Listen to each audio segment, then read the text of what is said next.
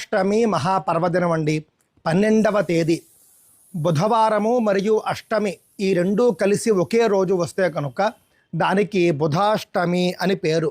అమావాస్యాతు సోమేన సప్తమి భానునాయుత చతుర్థి భౌమవారేణ బుధవారేణ చాష్టమి చతస్రస్థితయస్త్వేతాః సూర్యగ్రహణ సన్నిభాః అన్నారండి.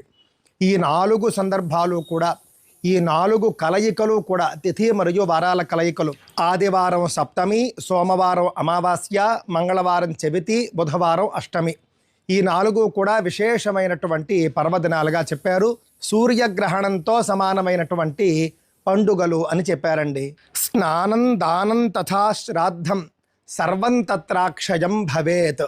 ఈ రోజున స్నానం అంటే పుణ్యస్నానం, నదీ స్నానం కానీ సముద్ర స్నానం కానీ, దానం ఏదైనా దానం చేసుకోవడం, శ్రాద్ధం పితృ కార్యక్రమాలు చేయడానికి అర్హత ఉన్నటువంటి వాళ్ళు శ్రాద్ధం కూడా చేస్తే చాలా మంచిది బుధాష్టమి నాడు. ఇది మధ్యాహ్నం లోపలే ఉండాలన్నారు.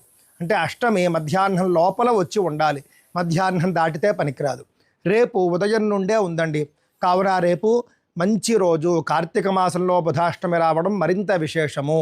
ఈ యొక్క మంచి రోజును ఉపయోగించుకుందాము, పుణ్యాన్ని పెంపొందించుకునేటటువంటి ప్రయత్నం చేద్దాం.